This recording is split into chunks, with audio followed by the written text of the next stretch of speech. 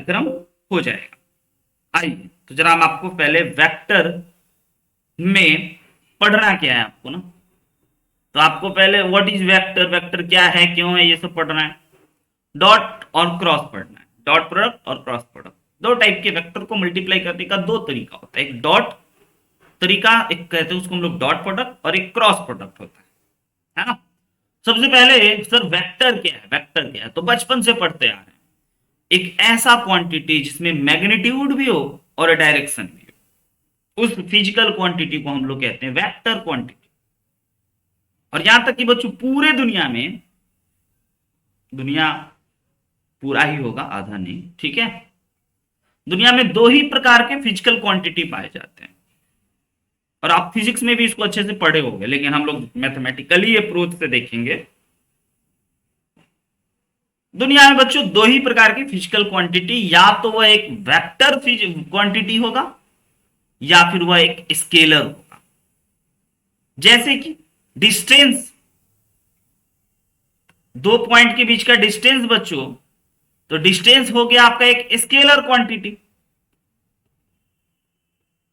और displacement, physics में बहुत अच्छे से आप इन सब टर्मोलॉजी को समझे होंगे। डिस्प्लेसमेंट हो गया हमारा वेक्टर क्वांटिटी, क्योंकि डिस्प्लेसमेंट में मैग्नीट्यूड के साथ साथ डायरेक्शन का भी सेंस है कि ए से बी जा रहे हैं या बी से ए आ रहे हैं। Direction important. वैसे ही बच्चों आप फोर्स पढ़े थे कि भाई force is equal to mass into acceleration ना। तो एक्सेलरेशन एक, आपका एक्सेलरेशन एक वेक्टर क्वांटिटी है। तो एक्सेलरेशन अगर एक वेक्टर, अब एक्सेलरेशन वेक्टर क्वांटिटी कैसे है, ये बात तो आ रही है समझ में। स्पीड एक वेक्टर क्वांटिटी नहीं है, लेकिन वेलोसिटी एक वेक्टर क्वांटिटी जिसमें डायरेक्शन का सेंस हो या डायरेक्शन का इंपॉर्टेंस हो। तो वेलोसिटी भी हमारा एक वेक्टर क्वांटिटी है। ऐसा बचपन में बहुत सारा जाने होंगे ना, कौन वेक्टर है कौन स्केलर है। और एक्सेलरेशन भी हमारा एक वेक्टर क्वांटिटी है। और फोर्स जो है वो बनता है मास इंटू एक्सेलरेशन से। फोर्स में एक्सेलरेशन भी, और एक्सेलरेशन अगर वेक्टर क्वांटिटी है तो फोर्स भी एक वेक्टर क्वांटिटी होना पड़ेगा। तो ये एक अलग डिपार्टमेंट चला जाता है कि कौन वेक्टर क्वांटिटी है कौन वेक्टर क्वांटिटी नहीं है। तो हम आपको सिंपल सी बात बताते हैं कि वेक्टर एक ऐसा क्वांटिटी जिसमें कि दो इंपॉर्टेंट बात याद रखना है, मैग्नीट्यूड के साथ साथ डायरेक्शन भी, किस से किधर जा रहा है, ए से बी जा रहा है या बी से ए जा रहा है, और मैग्नीट्यूड भी होना चाहिए, है ना। जैसे कि मान के चल लीजिए हमारे पास ये कोई ए वेक्टर दिया है, ये ए बी वेक्टर दिया है। तो ए बी वेक्टर का जो ए बी वेक्टर दिया है ये, तो ए बी वेक्टर जो होगा ना बच्चों ऐसा होगा, आई cap plus 2 J cap plus 3 के कैप। समझिएगा ये बड़ा एक अच्छा ज्योमेट्री है, अलजेब्रा है, ट्रिगोमेट्री है, सब लगता है यहाँ पे। ये हमारा कोई ए पॉइंट है और ये बी पॉइंट है, और ए पॉइंट से बी पॉइंट तक जा रहे हैं, ए बी वेक्टर है यानी ए से बी जा रहे हैं। तो ए बी वेक्टर कुछ इस प्रकार से होगा, आई जे के फॉर्म में। ये कंपोनेंट होता है, यूनिट वेक्टर होता है along x axis, y axis के जे, और के एक्सिस के अलोंग के वेक्टर। ठीक है बच्चों, ये वेक्टर का डेफिनेशन प्यारा प्यारा क्लियर है आप लोगों को कि व्हाट इज वेक्टर। अब बहुत बहुत प्रकार के वेक्टर होते हैं, है ना। इसमें थोड़ा सा हम आपको बताते हैं। एक होता है नल वेक्टर बच्चों, है ना, एक ऐसा वेक्टर जिसका मैग्नीट्यूड ना जीरो हो सकता है, तो उसको हम लोग कहेंगे नल वेक्टर। जैसे कि एक बॉल को उछाले आप और वापस से आपके हाथ में आ गया, हम पूछे बताओ डिस्प्लेसमेंट कितना होगा, तो आप बोलोगे जीरो। डिस्टेंस तो कुछ ट्रेवल किया ऊपर से नीचे आने में, लेकिन फाइनल डिस्टेंस कितना है, तो जहां से आप फेंके थे वही आ चुका है, हाथ में पकड़ लिए। तो एक ऐसा वेक्टर लाइक ये हमारा एक ए बी वेक्टर है। अगर आप ए बी वेक्टर है और इस ए बी वेक्टर का आप मैग्नीट्यूड निकालो, इसको ऐसे पढ़ेंगे magnitude of A B vector, है ना। अगर आप इस ए बी वेक्टर का मैग्नीट्यूड निकालोगे ना और वो आपको जीरो मिल जाए, तो इसका मतलब आप कह सकते हो कि as A B is a कैसा वेक्टर, बताइए, जीरो वेक्टर। अगले पॉइंट पे यूनिट वेक्टर क्या होता है, इंपॉर्टेंट होता है समझना भाई। एक ऐसा वेक्टर जिसका मैग्नीट्यूड बच्चों एक ही है, ऐसा वेक्टर जिसका मैग्नीट्यूड 1 है तो उसको यूनिट वेक्टर कहेंगे। मैग्नीट्यूड कैसे निकालते हैं ये तो पता है ना बच्चों। एग्जाम्पल के तौर पे अगर आपने के पास ये एक ए वेक्टर है जो इस प्रकार से कुछ आई cap plus 3 J cap plus 2 के कैप है, ये एक वेक्टर है, ध्यान से सीखना। तो इस वेक्टर का अगर अपने को मैग्नीट्यूड निकालना है ना ए वेक्टर का, तो हमें क्या करना होगा, अंडर रूट ये आई के बगल में जो हो उसका स्क्वायर प्लस जे के बगल में जो हो उसका स्क्वायर प्लस के बगल में हो उसका स्क्वायर। तो वेक्टर ए का बच्चों मैग्नीट्यूड जो हो जाएगा वह 1 प्लस 9 प्लस 4 अंडर रूट में 14। यस, ऐसा करके किसी भी वेक्टर का आप मैग्नीट्यूड निकाल सकते हो। तो अगर आप किसी भी वेक्टर को उस वेक्टर के मैग्नीट्यूड से डिवाइड लगा दिए और जो वेक्टर आपके हाथ लगा उसको उस वेक्टर का यूनिट वेक्टर कहते हैं, समझना। एग्जाम्पल कि अगर हम आपको इस तरह से मान के चलो क्वेश्चन दे दिए, find a unit vector, find a unit vector of A vector, और ए वेक्टर कुछ ऐसा दे दिए आई cap plus J cap plus K cap, बताइए। तो इसका यूनिट वेक्टर निकालने के लिए आपको कि सर सबसे पहले हमें क्या निकाल लेना चाहिए, इसका मैग्नीट्यूड। मैग्नीट्यूड हो जाएगा वही बात, अंडर रूट 1 का स्क्वायर प्लस 1 का स्क्वायर प्लस 1 का स्क्वायर, तो अंडर रूट 3 हो गया। अब unit vector always represented by ऐसे बच्चों ए कैप, इसको करते हैं पढ़ते हैं unit vector of A, unit vector of A पढ़ेंगे ए कैप। ओके, तो ये ए कैप क्या हो जाएगा हमारा, इस ए वेक्टर डिवाइडेड बाय उसका मैग्नीट्यूड। तो ए वेक्टर की जगह पे आपके पास आई cap plus J cap plus K cap है और इसका मैग्नीट्यूड √3 है, तो सबको √3 दे दो, I upon √3 plus J upon √3 plus K upon √3। This is the बच्चों unit vector of A vector, ये वाला I cap upon √3, J cap upon √3 और के कैप अपॉन √3। आई बात समझ में, यूनिट वेक्टर क्या होता है। यूनिट वेक्टर का अगर आप मैग्नीट्यूड निकालोगे, ध्यान देना, यूनिट वेक्टर का अगर आप मैग्नीट्यूड निकालोगे तो हमेशा 1 निकलेगा। यानी कि एक ऐसा कोई वेक्टर आप ढूंढ लिए और उसका मैग्नीट्यूड निकालें और 1 निकल गया, देन आप ये भी कह सकते हो कि okay A vector is a unit vector. या अगर ए एक यूनिट वेक्टर आपको कोई बोल रहा है तो आप समझ जाना ओके इसका मैग्नीट्यूड 1 होगा। बात नंबर 1। बात number 2, it is represented by, मतलब unit vector it is represented by A cap, ऐसे करके अपन रिप्रेजेंट करते हैं। वाओ, ऐसे लाल लाल बन गया पूरा। हाँ जी, सिंपल सी बात है, कोई डाउट कोई कंफ्यूजन तो पूछते चलना भाई, नहीं ना। चलते हैं आगे बढ़ते हैं। उसके बाद बच्चों है आपका पोजीशन वेक्टर। आइए समझाते हैं इसको, इस एग्जांपल को इरेज कर दें।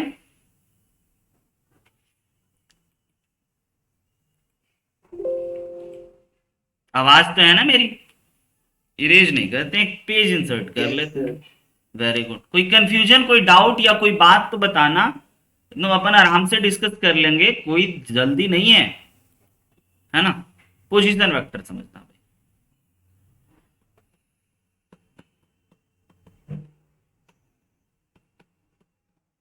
पूछ लेना बच्चों। Yes, okay. अगर मान के चल लेते हैं ना, अब वेक्टर में और पॉइंट में हम आपको कुछ रिलेशन समझाते हैं, थोड़ा सा कोऑर्डिनेट ज्योमेट्री और वेक्टर में रिलेशन समझो, आपको अच्छा लगेगा कि हाँ जरा ठीक है अपना डिपार्टमेंट है। ठीक है बच्चों, ऐसे ऐसे करके ये 3D में हमारा ये एक्स एक्सिस है, ये वाई एक्सिस है और ये जेड एक्सिस है, ये 3D की बात होती है। अगर कोई पॉइंट P है, गौर फरमाना, और इस P पॉइंट का कोऑर्डिनेट बच्चों A, B, C है। ओके, और अगर हम इस O को जीवित कर दें, जीवित तो रहता ही है, बस थोड़ा सा पानी उनी डाल के उठा दें, जगा दें, तो बच्चों अगर आप इस O से P को मिला दिए और आपने ऐसा कह दिया कि सर OP एक वेक्टर, बोले ऑल राइट, O से P जा रहे हो तो OP एक वेक्टर होगा।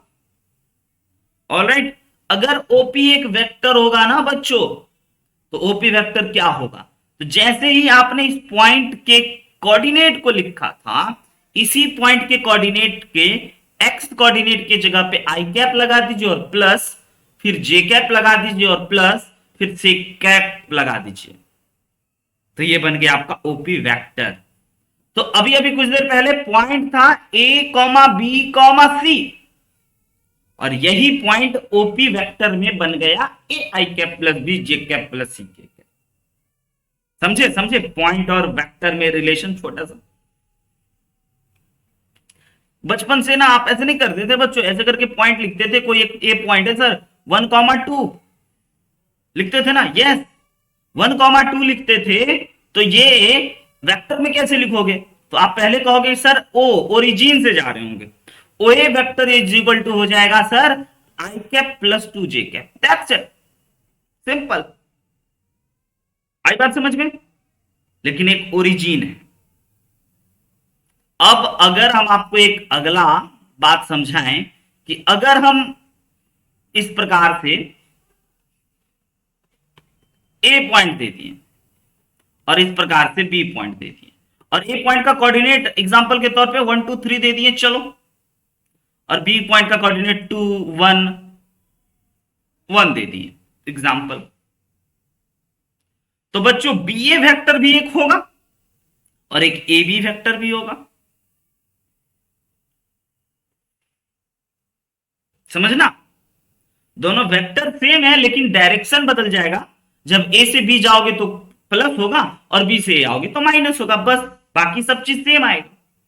तो ए भी एक वेक्टर है सर, तो ए और बी एक पॉइंट तो में दिख रहा है, ए पॉइंट कुछ होगा उसका कोऑर्डिनेट 1 2 3 4 5 कुछ भी होगा, और बी पॉइंट भी होगा उसका कोऑर्डिनेट कुछ भी होगा, लेकिन जैसे ही ए को बी से मिलाओगे और ए से बी की ओर बढ़ोगे तो वह ए बी वेक्टर कहलाएगा। तो सर ए बी वेक्टर अब की बार क्या लिखेंगे, अब की बार सीखो, तो अब की बार लिखेंगे जो बच्चों बाद में है ना, position vector of B vector minus position vector of A vector, position vector. अब बी वेक्टर में देखिए क्या है आपका 2 I cap plus J cap plus K cap, ये हो गया बी का position vector, 2 I cap J cap और K cap minus position vector of A vector, वो ए वेक्टर वो क्या हो गया sir I cap plus 2 J cap plus 3 के कैप। ऑल राइट, अब इसको आई वाले को आई वाले के साथ घटाओगे ना, तो ये हो गया आपका आई कैप घट करके, और ये बच्चों जे वाले को जे वाले के साथ घटाओगे तो ये हो गया आपका माइनस का जे कैप, और ये है के, और के वाले को इसके साथ घटाओगे तो ये हो गया माइनस का 2 के कैप। दिस इज द बच्चों ए बी वेक्टर। आई बात समझ में, पोजीशन वेक्टर का कॉन्सेप्ट कि कैसे एक पॉइंट एक वेक्टर के रूप में देखने लग जाते हैं, और फिर यहां से एक वेक्टर एक अलग प्रकार का मैथ्स चलने लगता है जो आपको बड़ा अजीब लगता है। अजीब नहीं है बच्चों, कोऑर्डिनेट ज्योमेट्री अलजेब्रा ट्रिगोमेट्री इन सबको मिला करके एक बेहतरीन चीज है, वन ऑफ द बेस्ट चीज है वेक्टर। आप फिजिक्स में दूसरा अप्रोच से सीखे थे, फिजिक्स में आप बस ये जान रहे थे कि देखो बच्चों ये क्वांटिटी ना आपका वेक्टर क्वांटिटी होता है, ये क्वांटिटी फिजिकल क्वांटिटी होता है, वहां डॉट क्रॉस का यूज कर, लेकिन ये मैथमेटिक्स है समझना, अगर एक कोई पॉइंट है तो पॉइंट वेक्टर में कैसे बदल गया। ऑलराइट, 2 पॉइंट दिया तो पोजीशन वेक्टर ऑफ जो पहले है ना उसको बाद में, जो बाद में उसको पहले, position vector of B vector minus position vector of A vector is called A B vector. Alright, अगर आप देखोगे टेक्निकली तो यहां भी वही हुआ है, ओपी वेक्टर जैसे आप निकाले हो ना, तो आप निकाले हो position vector of O vector, P vector minus position vector of O vector, और O vector zero I cap, zero J cap, zero K cap था, इसीलिए कुछ नहीं घटा और सिंपल यह एबीसी ही बना रह गया। कुछ रहता तो घट करके आता। Are you getting my point बच्चों?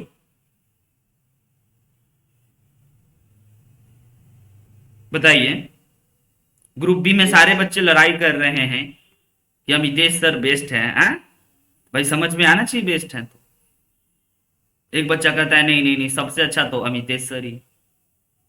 भाई क्योंकि आप समझ लेते हो। आइए अगले लॉ पे चलते हैं। अभी तक आपने देखा ना कि अगर आपको दो वेक्टर दे, ए वेक्टर अगर इस प्रकार से कुछ भी दे, A one I cap plus A two J cap plus A three K cap, और B vector B one I cap ऐसे ही रहेगा, B two J cap B three K cap, तो इन दोनों को जोड़ना हो ना तो आप जोड़ सकते हो, नो प्रॉब्लम। ए वेक्टर और प्लस बी वेक्टर को जोड़ना हो तो आप क्या करोगे, आई वाले को आई वाले के साथ जोड़ोगे, जे वाले को जे वाले के साथ जोड़ोगे, और खे वाले को खे वाले के साथ जोड़ोगे। ऑलराइट, लेकिन ये जो वेक्टर एडिशन है ना, एक खास प्रकार के रूल को फॉलो करता है। आप अपने जीवन में बहुत प्रकार का एडिशन सीखे होंगे, बहुत प्रकार का सम सीखे होंगे, अलजेब्रिक सम, न्यूमेरिकल सम, वेक्टर सम आज सीखेंगे। तो दो नंबर को जोड़ने का तरीका, दो नंबर को जोड़ते हैं, दो मैट्रिक्स को भी आप जोड़ लेते हो, दो कॉम्प्लेक्स नंबर को भी जोड़ लेते हो, दो लाइन को भी जोड़ लेते हो, दो पॉइंट को भी जोड़ लेते हो, और आज दो वेक्टर को जोड़ने का नियम सीखते हैं। नियम होगा सबका, है ना? दो लाइन को कैसे जोड़ते थे, दो पॉइंट को कैसे जोड़ते थे, एक पॉइंट यहां है एक पॉइंट यहां है, तो आप कहते थे दो पॉइंट हो गया, नहीं सर, दोनों को मिला देते थे, जुट गया। तो वैसे ही ना, सिंपल सी बात है कि वेक्टर का जो एडिशन होता है बच्चों, वो एक खास प्रकार के रूल को फॉलो करता है, एक खास प्रकार के लॉ को फॉलो करता है। उस लॉ को हम लोग कहते हैं ट्रायंगल लॉ ऑफ एडिशन। ये ट्रायंगल लॉ ऑफ एडिशन क्या है समझना, कि अगर आपका ये बी ए वेक्टर है, अपने आप में एज्यूम कर लेते हैं, यानी कि ट्रायंगल के लॉ को वो फुलफिल करता है। ये क्या होता है, ट्रायंगल लॉ ऑफ एडिशन वो बताते हैं। अगर आपका ये ए वेक्टर है और ये बी वेक्टर है, दोनों का डायरेक्शन देखिए, ए बी सी एक ट्रायंगल दिखा देते हैं।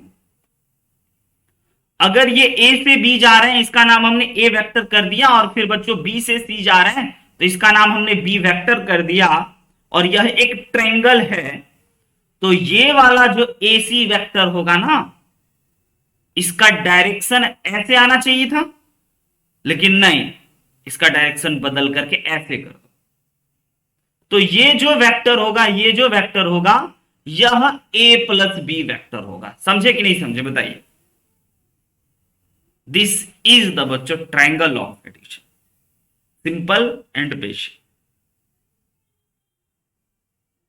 आया समझ में कि अगर आपका ए से बी जाने पे ए वेक्टर एज्यूम कर रहे हो, और बी से सी जाने पे अगर आप बी वेक्टर एज्यूम कर रहे हो, तो जो ट्रायंगल का एक साइड बच गया ना, वो इन दोनों वेक्टर का सम होगा, और डायरेक्शन उल्टा। देखिए ऐसे ऐसे ऐसे आना चाहिए था, लेकिन ये उलट करके बोला कि नहीं हम ऐसे जाएंगे, तो फिर वो वाला वेक्टर जो हो जाएगा वो ए प्लस बी वेक्टर हो जाएगा। एग्जाम्पल के तौर पे और भी दिखाते हैं हम आपको बच्चों, गौर फरमाइए चलिएगा। अगर इस वेक्टर का नाम हम कर दिए two I cap plus three J cap plus four K cap, इस ए बी वेक्टर का नाम, ए बी वेक्टर का नाम, ओके। और इस बी सी वेक्टर का हम एज्यूम कर लेते हैं like I cap plus J cap plus K cap. तो आप में से हर एक बच्चा हमें बताएगा कि ए सी वेक्टर क्या होगा। तो सर ए सी यानी ए से सी जा रहे हैं, डायरेक्शन बदल लिए आप, तो आप इसका मतलब ये कह रहे हो ना कि आप इस वेक्टर और इस वेक्टर को जोड़ दिए ना, तो आपको ए सी वेक्टर मिल गया। यस, और जोड़ेंगे कैसे, वही बच्चा वाला मैथ्स, आई वाले को आई वाले के साथ, जे वाले को जे वाले के साथ, और के वाले को के वाले के साथ जोड़ेंगे बच्चों। ऐसा कुछ three I cap plus 4j plus 5k। This is the AC vector. आया ट्रायंगल लॉ ऑफ एडिशन समझ में? वेक्टर एडिशन का ये रूल, इस रूल को फॉलो कर। एक और बात समझाएं,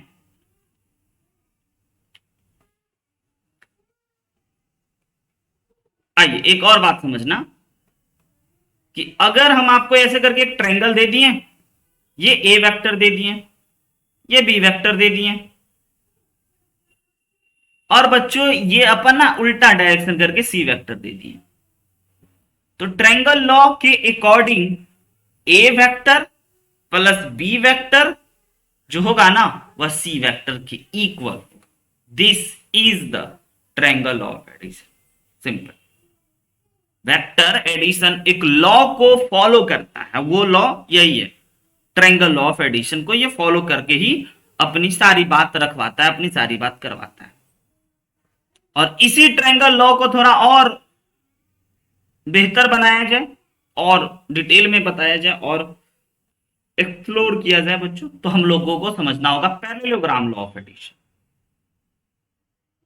पैरेललोग्राम लॉ ऑफ एडिशन क्या है समझना बच्चों, ये एक पैरेललोग्राम है एबीसीडी, एज्यूम कर लेते हैं एबीसीडी इज अ पैरेललोग्राम। तो ए से बी जाना एक वेक्टर, बी से सी जाना भी एक वेक्टर, डी से सी जाना एक वेक्टर, और यहां से यहां जाना एक वेक्टर।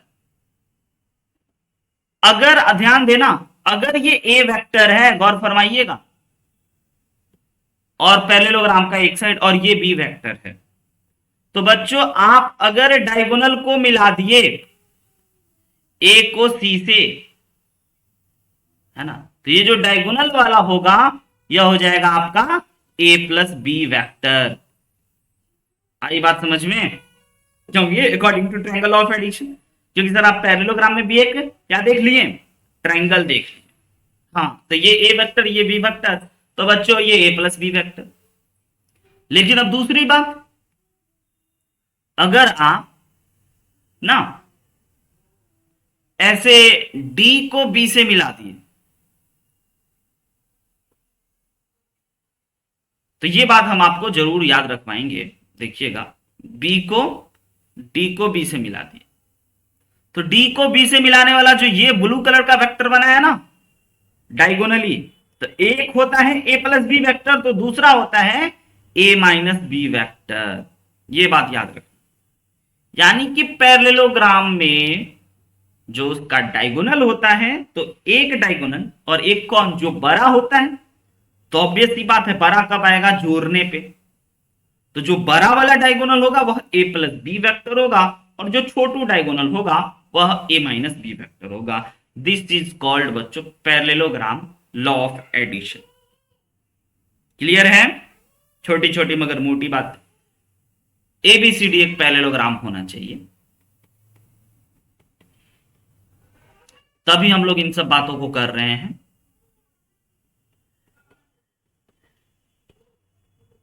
ओके, बढ़ते हैं अब। कंपोनेंट ऑफ अ वेक्टर, जैसा कि हम आपको बता रहे थे कि जरूर बताएंगे, ये यूनिट वेक्टर हमें लेना होगा ना हर एक एक्सिस के, तो ये एक्स एक्सिस के अलोंग बच्चों अगर कोई unit vector assume, always assume करते हैं आई कैप, और ये जे वेक्टर, ये जो हमारा वाई एक्सिस है, इसके अलोंग अगर हमें कोई एज्यूम करना होता है तो हम लोग एज्यूम करते हैं जे कैप, और ये जेड एक्सिस के अलोंग अगर कोई यूनिट वेक्टर एज्यूम करना हो तो हम लोग करते हैं के कैप।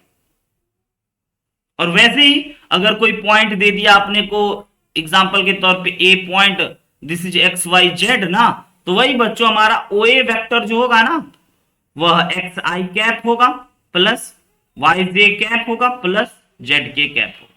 यही होता है component of a vector. Okay, 3D में क्लियर हुआ? ये बात नहीं भूलना है कि एक्स एक्सिस के अलोंग यूनिट वेक्टर जो होता है वो आई कैप होता है, और ये परंपरा है, एक बार एज्यूम कर लिया लोग ना तो अब हमेशा यही एज्यूम करता है। जैसे कि आप हमेशा एक्स एक्सिस वाई एक्सिस बनाते हो तो ऐसे जो एक्सिस बनाते हो उसको एक्स एक्सिस ही नाम देते, लेकिन आप पलट दोगे तो वो थोड़ी बदल जाएगा, वो भी वही रहेगा। और वैसे ही जेड एक्सिस को अगर आपको एज्यूम करना हो तो आप के कैप यूज करो। आई कैप जे कैप के कैप एक यूनिट वेक्टर है, मत भूलिएगा। आई कैप जे कैप के cap is a unit vector along x axis y axis and z axis respectively, सभी एक्सिस के रिस्पेक्टिवली एक यूनिट वेक्टर।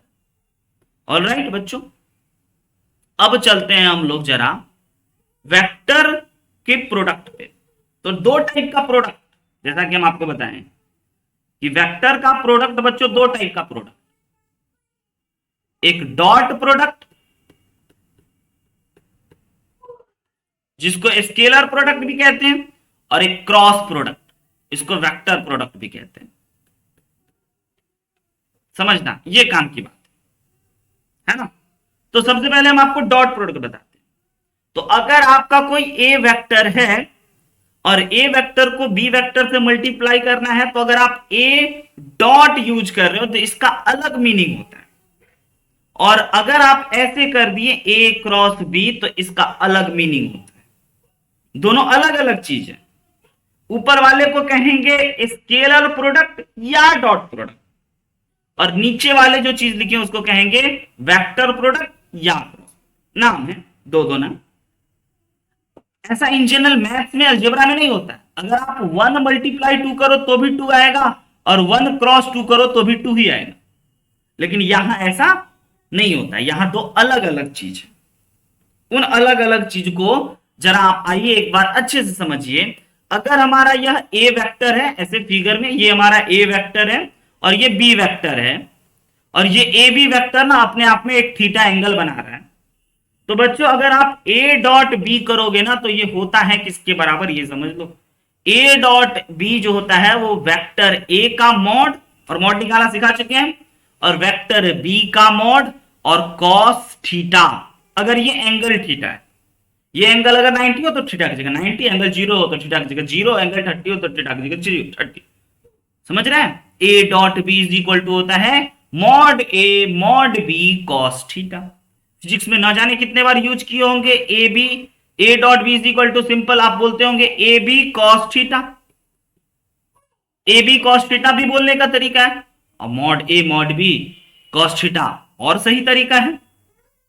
आ रही बच्चों बात समझ में? दो वेक्टर के बीच का डॉट प्रोडक्ट का मतलब क्या हुआ? Vector A vector B. और हाँ, सबसे अच्छी बात हम बताना चाहते हैं, अगर आप इसको फाइंड आउट करोगे ना, मॉड ए मॉड बी और कॉस थीटा, मॉड ए एक नंबर होगा, समझना 2 4 5 6 कुछ भी, मॉड बी भी एक नंबर होगा, और कॉस थीटा भी एक कांस्टेंट होगा ना। थीटा की जगह पे 90 रख देने पे, 30 रख देने पे, 60 45 कुछ भी रखोगे तो ये एक कांस्टेंट आएगा, और इन सभी कांस्टेंट को मल्टीप्लाई करोगे तो एक कांस्टेंट ही आएगा। उसी को तो स्केलर कहते हैं। यानी कि दो वेक्टर का प्रोडक्ट अगर स्केलर हो तो उसको scalar product of two vectors कहते हैं। क्लियर है?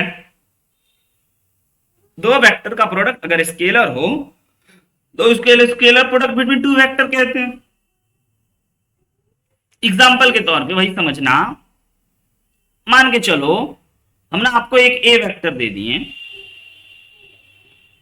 Like I cap plus J cap plus K cap, और हम आपको ना बी वेक्टर दे दिए like 2 I cap plus 2 J cap plus K cap, और ये ए वेक्टर रहा हमारा, ये बी वेक्टर रहा हमारा, और इन दोनों के बीच का एंगल हम आपको दे देते हैं 45 डिग्री, और कहते हैं प्लीज फाइंड बच्चों ए डॉट बी।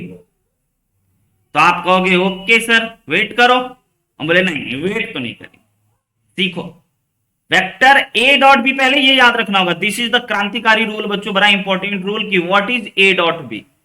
तो A dot B is equal to mod A mod B cos theta, और मॉड ए कैसे सर? वही अंडर रूट वाला, 1 का स्क्वायर प्लस 1 का स्क्वायर प्लस 1 का स्क्वायर, और मॉड बी कैसे सर? वही अंडर रूट वाला, 2 का स्क्वायर प्लस 2 का स्क्वायर प्लस 1 का स्क्वायर, और उसके बाद सर कॉस थीटा की जगह पे कितना? 45 डिग्री। अब देखो बच्चों ये हो गया √3, और ये कितना हो गया? 2 2 4 4 और 1 9, यानी कि 3। और cos 45 कितना होता है 1/√2। ओवरऑल मल्टीप्लाई कर लोगे तो 3 × √3/√2। This is your answer. मेरे से ढक गया हो। आई बात समझ में? तो दो वेक्टर का जब आपने डॉट प्रोडक्ट करा तो आपको क्या मिला, एक कांस्टेंट मिला, एक नंबर मिला, एक स्केलर मिला।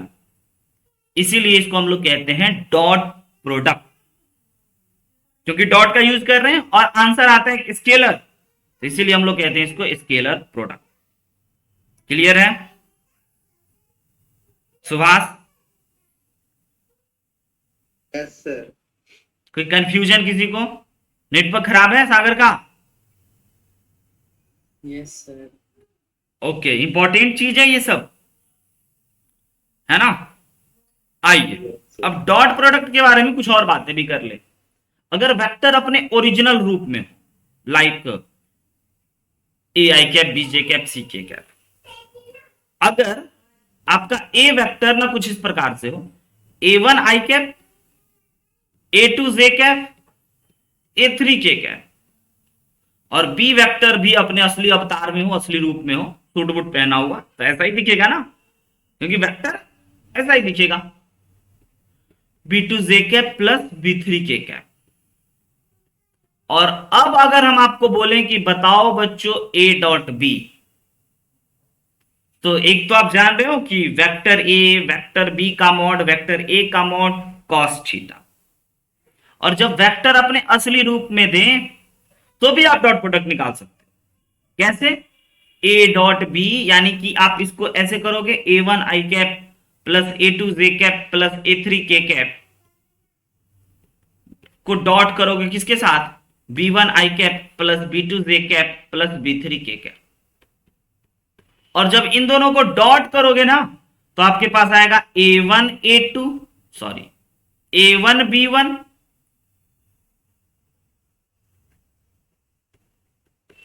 Plus A2 B2 plus A3 B3। यानी कि हम ये कह रहे हैं इसको इससे मल्टीप्लाई प्लस इसको इससे मल्टीप्लाई प्लस इसको इससे मल्टीप्लाई, यही हो जाता है आपका A डॉट बी, दो वेक्टर के बीच का डॉट प्रोडक्ट। एग्जाम्पल देख लो भाई, ए वेक्टर आई cap plus J cap plus K cap, और बी वेक्टर देख लो 2 I cap plus 2 J cap plus K cap. और याद करो ये तो सर पहले भी दिए थे, हाँ अब की बार एंगल नहीं दिए, फिर भी आप डॉट प्रोडक्ट निकाल सकते हो। कैसे सर? ऐसे A dot B is equal to, इसको इससे मल्टीप्लाई करना है, ये हो गया 3, इसको इससे मल्टीप्लाई करना है, ये हो गया 3, और इसको इससे मल्टीप्लाई करना होगा, ये हो गया 1। आई बात समझ में? और इनको अगर आप जोड़े तो आपके पास हो गया कितना? 7। तो ए डॉट बी आपका एक स्केलर आया ना, यही तो हम आपको बता रहे हैं। तो दो वेक्टर दें तो उन दोनों का डॉट प्रोडक्ट ऐसे निकलेगा, A1 A2 plus A1 B1 plus A2 B2 plus A3 B3, ये हो गया डॉट प्रोडक्ट। अब सोचो सोचो जरा, डॉट प्रोडक्ट की प्रॉपर्टीज पे लाते हैं। अगर दो वेक्टर दे दिए और इन दोनों वेक्टर, ये ए वेक्टर दे दिए और ये बी वेक्टर दे दिए, और दोनों वेक्टर के बीच का एंगल 90 डिग्री दे दिए, तो आप डॉट प्रोडक्ट कैसे यूज करोगे sir? A dot B is equal to modulus of A modulus of B, और कॉस थीटा की जगह पे 90 डिग्री। और कॉस 90 क्या होता है, याद है किसी को? Oh my God sir, cos 90 तो 0 होता है, यानी कि 0 से किसी भी चीजों को मल्टीप्लाई करें तो 0 हो गया।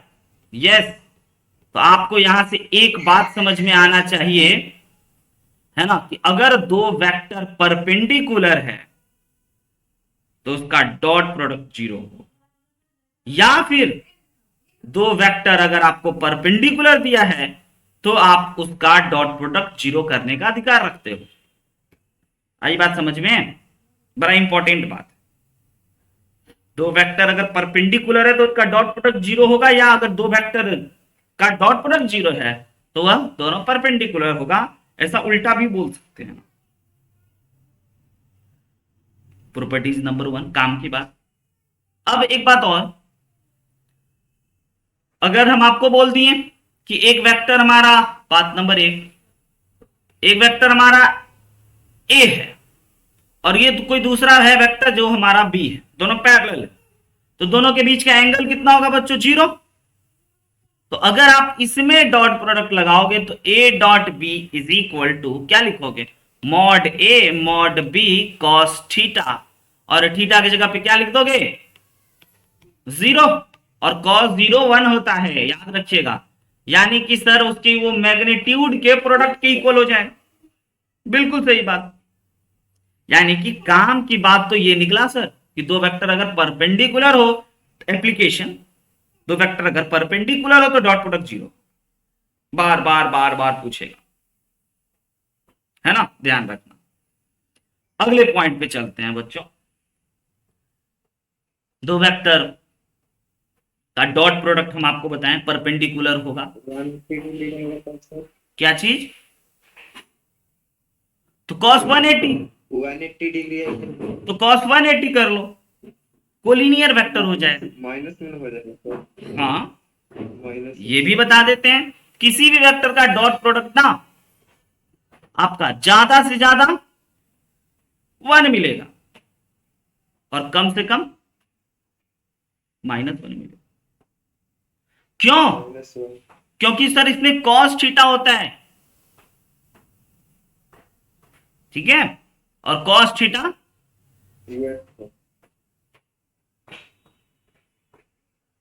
ये गलत। ए डॉट बी जो होगा ना वो ज्यादा से ज्यादा मॉड ए मॉड बी मिलेगा और कम से कम minus mod A mod B मिलेगा, है ना। तो बस cos थीटा की जगह पे अपने को 180 पुट करना है एंगल में जब भी दे तो। ये सब आगे बहुत है, इसमें लैग्रेंज आइडेंटिटीज बहुत सारी बातें हैं, लेकिन बहुत काम की बात नहीं है ना। हम केवल आपके सबसे महत्वपूर्ण काम की बात बता रहे हैं, ये समझना, ये थोड़ा महत्वपूर्ण। क्रॉस प्रोडक्ट, ये ए वेक्टर अगर कुछ दिया और कुछ बी वेक्टर दिया तो दोनों के बीच का क्रॉस, ये साइन का यूज करना होगा, तभी लोग समझेगा अच्छा ये क्रॉस प्रोडक्ट की बात कर रहा है। और अगर ऐसे डॉट दे तो समझना अच्छा ये डॉट प्रोडक्ट की बात कर रहा है। तो cross product between two vector क्या होता है कि अगर आपका कोई ए वेक्टर और बी वेक्टर है तो A cross B is cross product between A vector and B vector. ये हमारा ए वेक्टर है और ये हमारा बी वेक्टर है, तो इन दोनों के बीच में अगर कुछ ना कुछ एंगल थीटा हुआ तो इन दोनों का जो क्रॉस प्रोडक्ट होगा A cross B is equal to vector A vector B sine theta, और एन कैप एक यूनिट वेक्टर है, समझना बच्चों। इसमें थंब रूल को फॉलो करता है, राइट थंब रूल, बहुत सारे फिजिक्स केमिस्ट्री में पढ़े होंगे थंब रूल।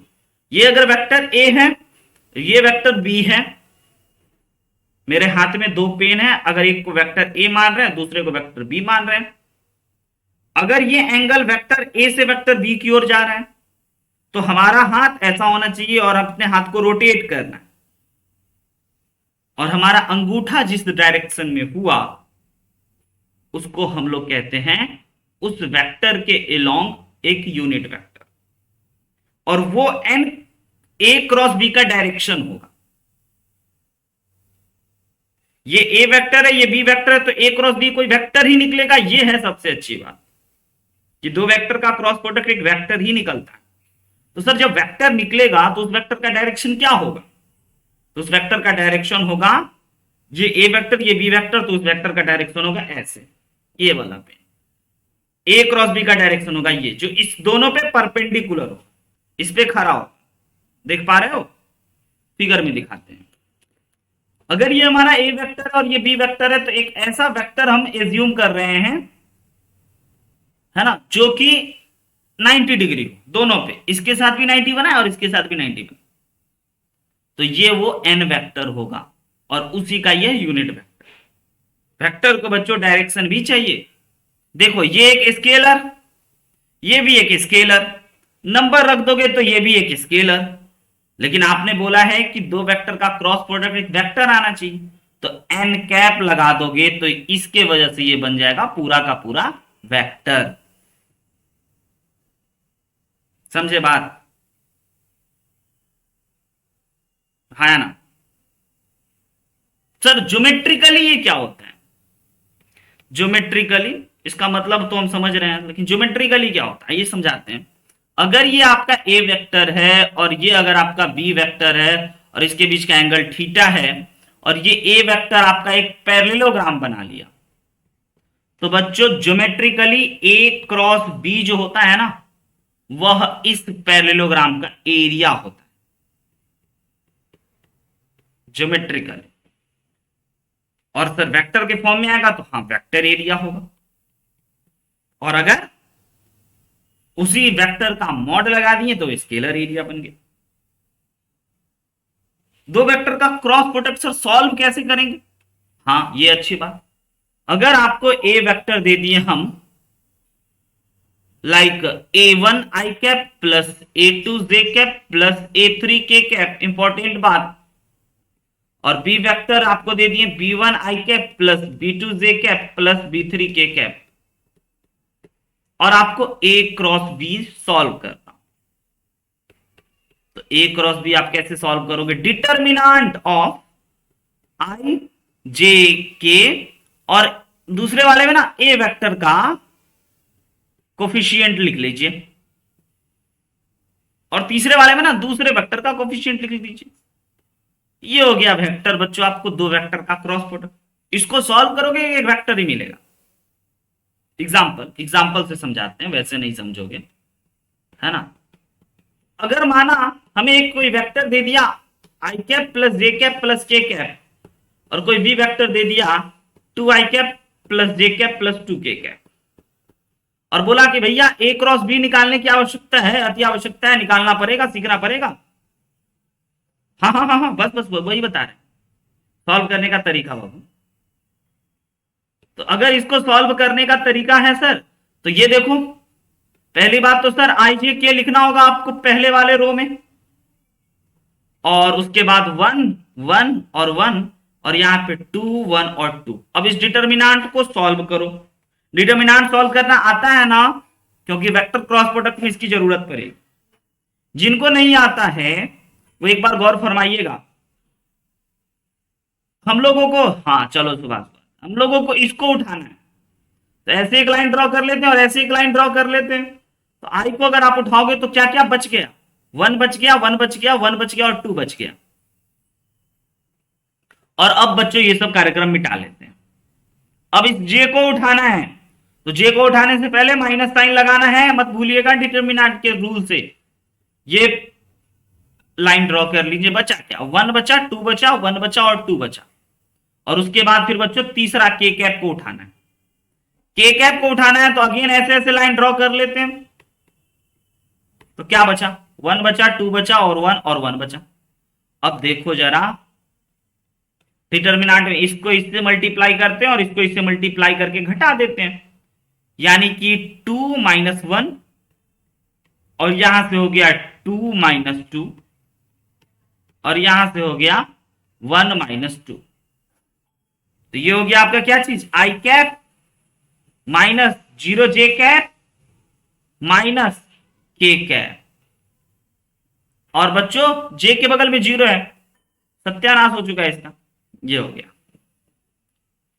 दो वेक्टर का क्रॉस प्रोडक्ट। देखिए ए क्रॉस बी जो हमारा निकला है वह जे खत्म हो चुका है, आई माइनस के कैप निकला है, ये भी एक वेक्टर ही निकला।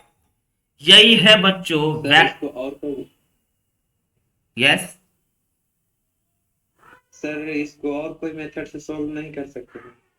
One of the best method, और मेथड और लेंथी हो। अपना आपको ये कभी मन करे समझने को, अभी एग्जाम दे लीजिए, मन करे ये समझने को कि सर ए क्रॉस बी ऐसा कैसे क्रिएट हो गया, क्योंकि ए वेक्टर तो हमारे पास ये है, बी वेक्टर तो हमारे पास ये है, तो ए क्रॉस बी ऐसा कैसे हो गया? तो बताना, समझे? और कोई मेथड नहीं है। इस चीजों को जब आप ऐसे करोगे तो एक एक करके आपको इसको मल्टीप्लाई करना होगा, और एक एक करके जब आप भी मल्टीप्लाई में क्रॉस प्रोडक्ट करना होगा। सिंपल मल्टीप्लाई नहीं है ये। अब जब इन दोनों को आप मल्टीप्लाई करोगे फाइनल रिजल्ट आपको ये आए। तो इसलिए डायरेक्ट हम लोग इस रिजल्ट को ही ध्यान में रखते हैं, और ये रिजल्ट सबसे ज्यादा यूज में वाला चीज है। ए क्रॉस बी डिटर्मिनेंट में होता है। ऊपर वाले को नीचे, नीचे वाले को ऊपर लिख दीजिएगा, कोई फर्क नहीं पड़ता है ना, कोई दिक्कत नहीं है। आप A1 A2 A3 जहां लिखो वहां पे B1 B2 B3 कर लो, वहां पे C1 C2 C2 3 कर लो, कोई दिक्कत नहीं है, जो भी दो वेक्टर दिया है। और आपको बच्चों दो ही वेक्टर का पूछेगा, यहां तक कि आईटी के भी सिलेबस में दो ही वेक्टर का डॉट और क्रॉस लिखा हुआ है, लेकिन आईटी वाले ना 3 4 भी पूछ लेते हैं, लेकिन आप में तो कभी ये 3 पूछ ही नहीं सकता है ना। तो ये रहा बच्चों वेक्टर के ड्रॉ, और ये रहा वेक्टर के क्रॉस प्रोडक्ट के बारे में सारी जानकारी। यस।